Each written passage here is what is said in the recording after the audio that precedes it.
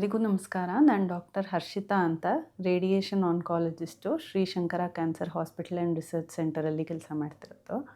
So ನಾವಿವತ್ತು ಮಾತಾಡ್ತಾ ಇರೋ ವಿಷಯ ರೆಕ್ಟಲ್ ಕ್ಯಾನ್ಸರ್ ಅಥವಾ ಗುದನಾಳದ ಕ್ಯಾನ್ಸರ್.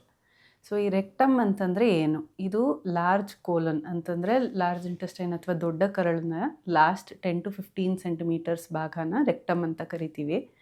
ಇದು ಏನು ಮಾಡುತ್ತೆ ಅಂತಂದರೆ ಮಲದ ಶೇಖರಣೆ ಮಾಡಿರುತ್ತೆ, ಅದರ ನಂತರ ಸ್ಟೂಲು ಆ ಜಾಗದಿಂದ ಪಾಸ್ ಔಟ್ ಆಗುತ್ತೆ. ಸೊ ಈ ಜಾಗದಲ್ಲಿ ಯಾವುದಾದ್ರೂ ಗಡ್ಡೆ ಅಥವಾ ಗ್ರೋತ್ ಏನಾದರೂ ಬಂದಲ್ಲಿ ಅದನ್ನು ರೆಕ್ಟಲ್ ಕ್ಯಾನ್ಸರ್ ಅಂತ ಕರಿತೀವಿ. ಸೊ ಇದು ಯಾರಲ್ಲಿ ಕಾಣ್ಪಡುತ್ತೆ, ಇದು ರಿಸ್ಕ್ ಫ್ಯಾಕ್ಟರ್ಸ್ ಏನು ಅಂತ ಕೇಳಿದ್ರೆ, ಮೋರ್ ದೆನ್ 50 years ಓಲ್ಡ್, ಯಾರ್ಯಾರಿಗೆ 50 ವರ್ಷದ ಮೇಲ್ಪಟ್ಟಾಗ್ತಿದೆಯೋ ಅಂಥವರಲ್ಲಿ ಈ ಕ್ಯಾನ್ಸರ್ ಕಾಣುವ ಸಾಧ್ಯತೆ ರಿಸ್ಕ್ ಬರ್ತಾ ಹೋಗುತ್ತೆ. ಹಾಗೂ ಯಾರಲ್ಲಿ ಮನೆಯಲ್ಲಿ ಕೋಲೋರೆಕ್ಟಲ್ ಕ್ಯಾನ್ಸರ್ ಇರುತ್ತೆ ಅಥವಾ ಯಾರಲ್ಲಿ ಅವರಲ್ಲೇ ಪಾಲಿಪ್ಸ್ ಅಂತ ಹೇಳ್ತೀವಿ, ಅಂದರೆ ಸಣ್ಣ ಸಣ್ಣ ಗಡ್ಡೆಗಳು ಕೋಲನ್ನಲ್ಲಿ ಅಂಥವ್ರಿಗೆ, ಆಮೇಲೆ ಹೆಚ್ಚು ಅತಿಯಾದ ಬೊಜ್ಜಿರೋದು ಇಲ್ಲ ಅತಿಯಾದ ಮದ್ಯಪಾನ ಸೇವನೆ ಅಥವಾ ತಂಬಾಕು ಸೇವನೆ ಈ ಥರದಲ್ಲಿ ಅಭ್ಯಾಸಗಳಿರೋರಲ್ಲಿ ಕಾಣುವಂಥ ಒಂದು ಕ್ಯಾನ್ಸರ್ ಇದು. ಸೊ ಈ ಕ್ಯಾನ್ಸರ್ಗೆ ಹೇಗೆ ಕಾಣಿಸ್ಕೊಳ್ಳುತ್ತೆ ಅನ್ನೋದು ಆ ಕ್ಯಾನ್ಸರ್ ಗಡ್ಡೆ ಎಲ್ಲಿ ಬೆಳೆಯುತ್ತೆ ಅನ್ನೋದ್ರ ಮೇಲೆ ಹೋಗುತ್ತೆ.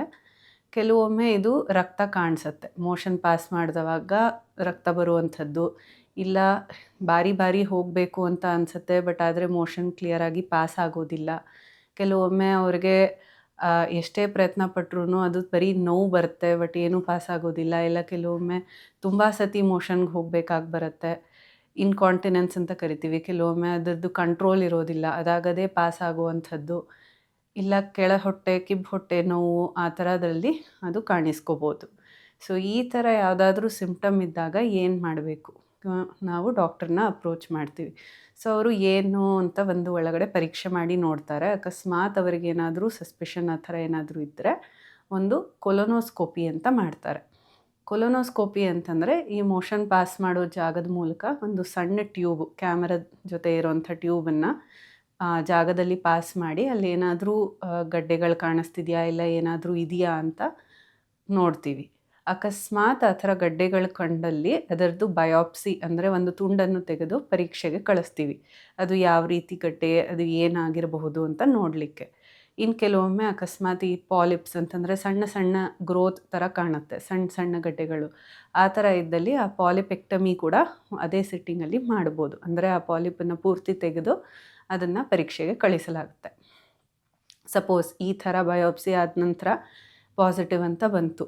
ಸೊ ಆವಾಗ ಏನು ಮಾಡಬೇಕು ಹೇಗೆ ಅಂತಂದರೆ, ಅಂಥವ್ರಿಗೆ ಒಂದು MRI ಸ್ಕ್ಯಾನ್ ಅಂತ ಮಾಡ್ತೀವಿ. MRI ಮಾಡಿ ಆ ರೆಕ್ಟಮಲ್ಲಿ ಎಲ್ಲಿದೆ ಹೇಗಿದೆ ಅಂತ ನೋಡಿ, ಅದರ ನಂತರ ಇದರ CT ಸ್ಕ್ಯಾನ್ ಅಥವಾ PET CT ಮೂಲಕ ಬೇರೆ ಅಂಗಾಂಗಗಳಲ್ಲಿ ಹರಡಿದೆಯಾ ಇಲ್ವಾ ಅಂತ ನೋಡಬೇಕಾಗತ್ತೆ. ಅಂದರೆ ಲಂಗ್ಸಲ್ಲಿ ಅಥವಾ ಲಿವರಲ್ಲಿ ಬೇರೆ ಎಲ್ಲೆಲ್ಲಾದರೂ ಕಾಣಿಸ್ತಿದೆಯಾ ಅಂತ. ಸೊ ಈ ಸ್ಕ್ಯಾನ್ಗಳು, ಆಮೇಲೆ ಕೆಲವು ಬ್ಲಡ್ ಟೆಸ್ಟ್ಗಳು ಇರುತ್ತೆ, CA99 ಅದೆಲ್ಲನೂ. ಇದೆಲ್ಲ ಬೇಸಿಕಲಿ ಕ್ಯಾನ್ಸರನ್ನು ಮತ್ತೆ ಹೇಗೆ ನಾವು ಪ್ರೊಗ್ನೋಸ್ಟಿಕೇಟ್ ಅಥವಾ ಅದನ್ನು ಫಾಲೋ ಅಪ್ ಮಾಡಲಿಕ್ಕೋಸ್ಕರ ನಂತರ ಹೆಲ್ಪ್ ಆಗುತ್ತೆ. ಈಗ ಇದೆಲ್ಲ ಪರೀಕ್ಷೆಯ ನಂತರ ಒಬ್ಬರಿಗೆ ರೆಕ್ಟಮ್ ಕ್ಯಾನ್ಸರ್ ಇದೆ ಅಂತ ಬಂತು. ಈಗ ನೆಕ್ಸ್ಟ್ ಟ್ರೀಟ್ಮೆಂಟ್ ಹೆಂಗಿರುತ್ತೆ ಇವರಿಗೆ ಅನ್ನೋದು, ಅದು ಯಾವ ಭಾಗದಲ್ಲಿದೆ ಅನ್ನೋದ್ರ ಮೇಲೂ ಡಿಪೆಂಡ್ ಆಗುತ್ತೆ. ಅಂದರೆ ರೆಕ್ಟಮಲ್ಲಿ ಅಪ್ಪರ್, ಮಿಡ್ ಅಥವಾ ಲೋವರ್ ಅಂತ ಕರಿತೀವಿ. ಲೋವರ್ ರೆಕ್ಟಮ್ ಇರೋ ಅಥವಾ ಮಿಡ್ ರೆಕ್ಟಮಲ್ಲಿ ಅಕಸ್ಮಾತ್ ಅದು ರೆಕ್ಟಮಿಂದ ಆಚೆ ಅಲ್ಲಿರೋ ಸುತ್ತಮುತ್ತ ಲಿಂಫ್ ನೋಡ್ಸಲ್ಲಿ ಹರಡಿದೆ ಅಂದಾಗ ರೇಡಿಯೇಷನ್ ಮತ್ತು ಕೀಮೋಥೆರಪಿ ಅನ್ನೋದು ಫಸ್ಟ್ ಟ್ರೀಟ್ಮೆಂಟ್ ಆಗುತ್ತೆ. ರೇಡಿಯೇಷನ್ ಅಂತಂದರೆ ಎಕ್ಸ್ರೇ ಟ್ರೀಟ್ಮೆಂಟು. ಇದು ಆ ಜಾಗದಲ್ಲಿರುವ ಗಡ್ಡೆಯನ್ನು ಆದಷ್ಟು ಸಣ್ಣದು ಮಾಡಿ ಚಿಕ್ಕದು ಮಾಡಿ ಅದ ನಂತರ ಅವರನ್ನು ಆಪ್ರೇಷನ್ಗೆ ಕರ್ಕೊಂಡು ಹೋಗಬೇಕಾಗತ್ತೆ. ಸೊ ಆಪ್ರೇಷನ್ ಅಂತಂದರೆ ಕೆಲವೊಮ್ಮೆ ಈ ಸ್ಟೋಮಾ ಬ್ಯಾಗ್ ಅವಶ್ಯಕತೆ ಎಲ್ಲರಿಗೂ ಬರುತ್ತಾ ಅನ್ನೋ ಒಂದು ಪ್ರಶ್ನೆ ಇರುತ್ತೆ. ಎಲ್ಲರಿಗೂ ಸ್ಟೋಮಾ ಬ್ಯಾಗಿನ ಅವಶ್ಯಕತೆ ಇರೋದಿಲ್ಲ.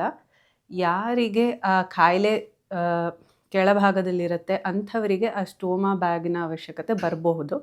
ಅದನ್ನು ತಡೆಯಲಿಕ್ಕೋಸ್ಕರನೇ ರೇಡಿಯೇಷನು, ಕೀಮೋಥೆರಪಿ, ಆಮೇಲೆ ಕೆಲವೊಮ್ಮೆ ಇನ್ನೂ ಫರ್ದರ್ ಕೀಮೋಥೆರಪಿ ಸೈಕಲ್ಸ್ ಅದನ್ನು ಕೊಟ್ಟು ಆದಷ್ಟು ಅದನ್ನು ಕಡಿಮೆ ಮಾಡಿ ಆ ಸ್ಟೋಮಾನ ಅವಾಯ್ಡ್ ಮಾಡಲಿಕ್ಕೆ ಟ್ರೈ ಮಾಡಲಾಗುತ್ತೆ. ಇನ್ನು ಕೆಲವೊಮ್ಮೆ ಟಾರ್ಗೆಟೆಡ್ ಥೆರಪಿ ಅಥವಾ ಇಮ್ಯುನೋಥೆರಪಿನ ಅವಶ್ಯಕತೆಯೂ ಬರ್ಬೋದು. ಅಕಸ್ಮಾತು ಕ್ಯಾನ್ಸರು 4ನೇ ಸ್ಟೇಜಲ್ಲಿದೆ ಆ ಥರ ಇದ್ದಾಗ ಅವರಿಗೆ ಕೀಮೋಥೆರಪಿ ಮತ್ತು ಇಮ್ಯುನೋಥೆರಪಿ ಆಪ್ಷನ್ಸು ಬರುತ್ತೆ. ಸೊ ಟ್ರೀಟ್ಮೆಂಟ್ ಮುಗಿದ ನಂತರ ಇಲ್ಲ ಟ್ರೀಟ್ಮೆಂಟ್ ನಡೆಯುವಾಗ ನಾವು ಏನು ತಿನ್ನಬೇಕು ಇಲ್ಲ ಹೇಗಿರಬೇಕು ಏನು ತಿನ್ನಬಾರ್ದು ಅನ್ನೋದು ಪ್ರಶ್ನೆ ಬರುತ್ತೆ. ಟ್ರೀಟ್ಮೆಂಟ್ ನಡೆಯುವಾಗ ಕೀಮೋಥೆರಪಿ ರೇಡಿಯೇಷನ್ ನಡೆಯುವಾಗ ಸ್ವಲ್ಪ ಇನ್ಫೆಕ್ಷನ್ ಆಗುವ ಸಾಧ್ಯತೆ ಇರುತ್ತೆ. ಸೊ ಆದಷ್ಟು ಮನೆಯಲ್ಲಿ ಮಾಡಿರೋ ಆಹಾರನ ಸೇವಿಸಿ ಅಂತ ಹೇಳ್ತೀವಿ. ರಾ ಫುಡ್ಸು ಮತ್ತು ಹಸಿ ತರಕಾರಿ ಅಥವಾ ಬೇಯಿಸದೇ ಇರೋ ತರಕಾರಿ ಅದನ್ನೆಲ್ಲ ಸ್ವಲ್ಪ ಅವಾಯ್ಡ್ ಮಾಡಿ ಅಂತ ಹೇಳ್ತೀವಿ. ಹೆಚ್ಚಾಗಿ ತರಕಾರಿ, ಫ್ರೂಟ್ಸು, ಆಮೇಲೆ ಮನೇಲಿ ಅಕ್ಕಿ ಅಂಶ ಇರುವಂಥ ಐಟಮ್ಸನ್ನು ತಿನ್ನಿ ಅಂತ ಹೇಳ್ತೀವಿ.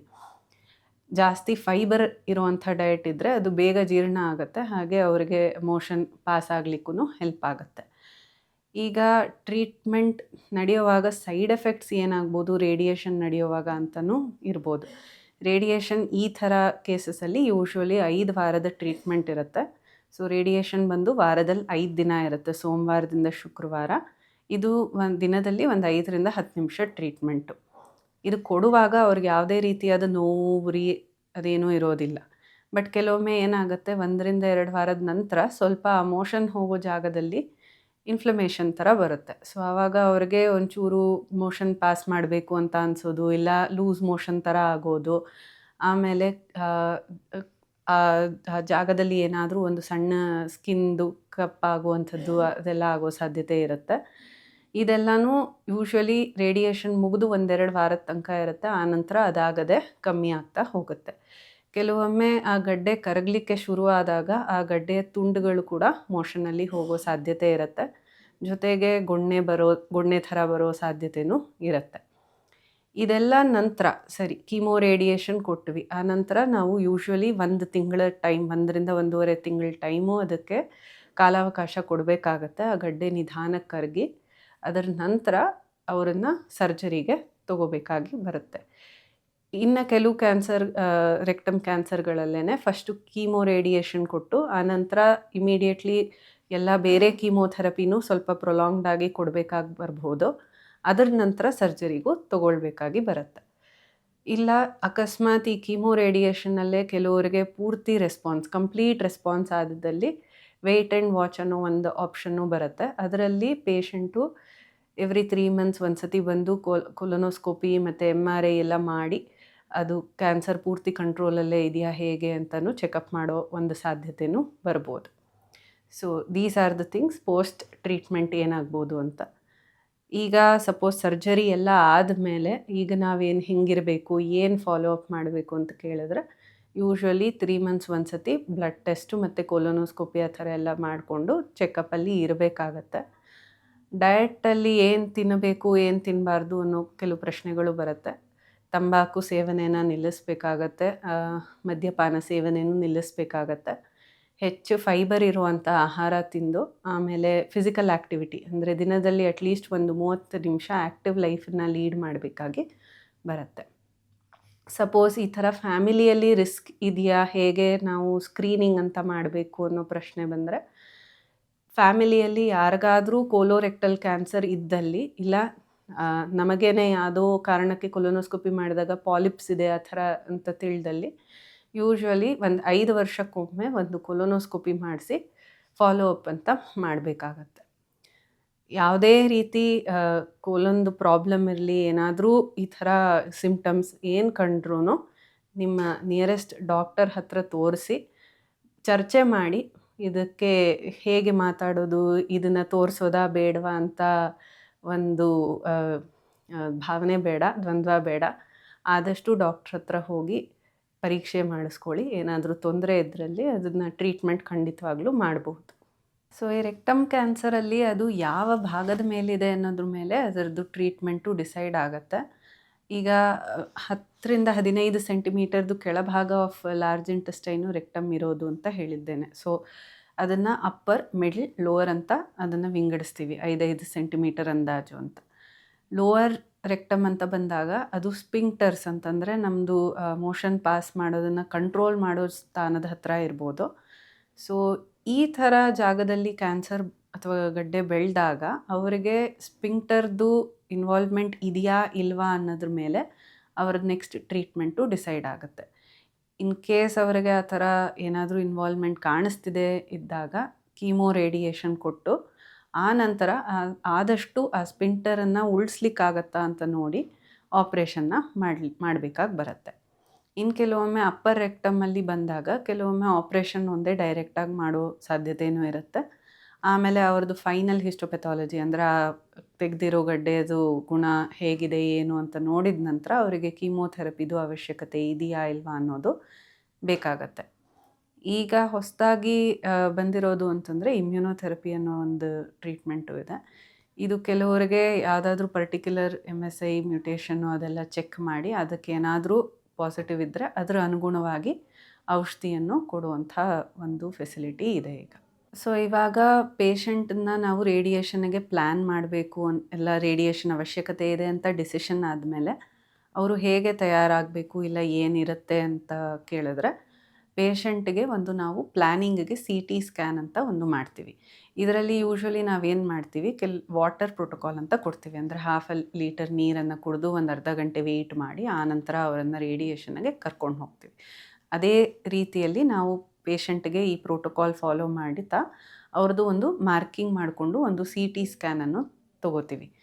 ಈ CT ಸ್ಕ್ಯಾನ್ ಜೊತೆಗೆ ಅವರದ್ದು ಹಳೆಯ MRI ಸ್ಕ್ಯಾನು ಅಥವಾ ಕೊಲೊನೋಸ್ಕೋಪಿ ಅದೆಲ್ಲ ಏನಿದೆ ಆ ಇನ್ಫಾರ್ಮೇಷನ್ ಜೊತೆಗೆ ಆ ಜಾಗಕ್ಕೆ ಮಾತ್ರ ರೇಡಿಯೇಷನ್ ಹೋಗೋ ಥರ ನಾವು ಪ್ಲ್ಯಾನಿಂಗ್ ಅಂತ ಮಾಡ್ಕೋಬೇಕಾಗತ್ತೆ. ಸೊ ಪ್ಲ್ಯಾನಿಂಗ್ ನಂತರ ಅವರಿಗೆ ಟ್ರೀಟ್ಮೆಂಟನ್ನು ನಾವು ಸ್ಟಾರ್ಟ್ ಮಾಡ್ಕೋತೀವಿ. ಸೊ ಟ್ರೀಟ್ಮೆಂಟಿಗೆ ಪ್ರತಿದಿನ ಬಂದಾಗ್ಲೂ ಹಾಗೇ ಇರುತ್ತೆ. ಅವರಿಗೆ ಒಂದು ವಾಟರ್ ಪ್ರೋಟೋಕಾಲ್ ಅಂತ ಏನಿದೆ ಅದನ್ನು ಅವರು ನೀರು ಕುಡಿದು ಒಂದು ಸ್ವಲ್ಪ ಹೊತ್ತು ವೆಯ್ಟ್ ಮಾಡಿ ಆನಂತರ ಅವರಿಗೆ ಟ್ರೀಟ್ಮೆಂಟಿಗೆ ಕರ್ಕೊಂಡು ಹೋಗಿ ಟ್ರೀಟ್ಮೆಂಟ್ ನಡೆಯುತ್ತೆ. ಇದರ ಜೊತೆಗೆ ಯೂಶ್ವಲಿ ರೇಡಿಯೇಷನ್ ಜೊತೆ ಕೊಡುವಂಥದ್ದು ಕೀಮೋಥೆರಪಿ ಬಂದು ಟ್ಯಾಬ್ಲೆಟ್ ಮೂಲಕ ಕೊಡ್ತೀವಿ. ಸೊ ಬೆಳಗ್ಗೆ ಅವರು ತಿಂಡಿ ಮಾಡಿದ ನಂತರ 2 ಟ್ಯಾಬ್ಲೆಟು ಅಥವಾ 3 ಟ್ಯಾಬ್ಲೆಟು ಅದು ಬೇಸ್ಡ್ ಆನ್ ಅವರ ಬಾಡಿ ವೆಯ್ಟ್ ಆಗಲಿ ಅವರ ಹೈಟ್ ಇರಲಿ ಆ ಥರದ್ರ ಮೇಲೆ ಡಿಸೈಡ್ ಮಾಡಿ ಕೊಡ್ತೀವಿ. ಸೊ ರೇಡಿಯೇಷನ್ ಪೂರ್ತಿ ಟೈಮಲ್ಲಿನೂ ಈ ಪ್ರೋಟೋಕಾಲು ಅದೆಲ್ಲ ಫಾಲೋ ಮಾಡಿಕೊಂಡು ಟ್ರೀಟ್ಮೆಂಟ್ ತೊಗೋಬೇಕಾಗತ್ತೆ. ಸೊ ಮೋಷನಲ್ಲಿ ಯಾವುದೇ ರೀತಿಯಾದ ತೊಂದರೆ ಕಂಡಲ್ಲಿ ಅಂದರೆ ಜಾಸ್ತಿ ರಕ್ತ ಏನಾದರೂ ಹೋದ್ರಲ್ಲಿ ಇಲ್ಲ ಮೋಷನ್ದು ಇರ್ರೆಗ್ಯುಲರ್ ಪ್ಯಾಟರ್ನ್ಸ್ ಆದಲ್ಲಿ ಇಲ್ಲ ತೂಕ ಕಡಿಮೆ ಆಗುತ್ತಿದೆ ಇಲ್ಲ ಅಂತಂದರೆ ಹೊಟ್ಟೆ ನೋವು ಯಾವುದೇ ರೀತಿ ಪ್ರಾಬ್ಲಮ್ ಇದ್ದಲ್ಲಿ ನೀವು ನಮ್ಮ ಹಾಸ್ಪಿಟಲಿಗೆ ಕೂಡ ಬರ್ಬೋದು. ಆ ಥರ ಇದ್ದಾಗ ಇಲ್ಲಿ ಎಲ್ಲ ಕೊಲೊನೋಸ್ಕೋಪಿ MRI ಟ್ರೀಟ್ಮೆಂಟ್ ಎಲ್ಲನೂ ಒಂದೇ ಆಲ್ ಅಂಡರ್ ಸಿಂಗಲ್ ರೂಫ್ ಅಂತ ಹೇಳ್ಬೋದು.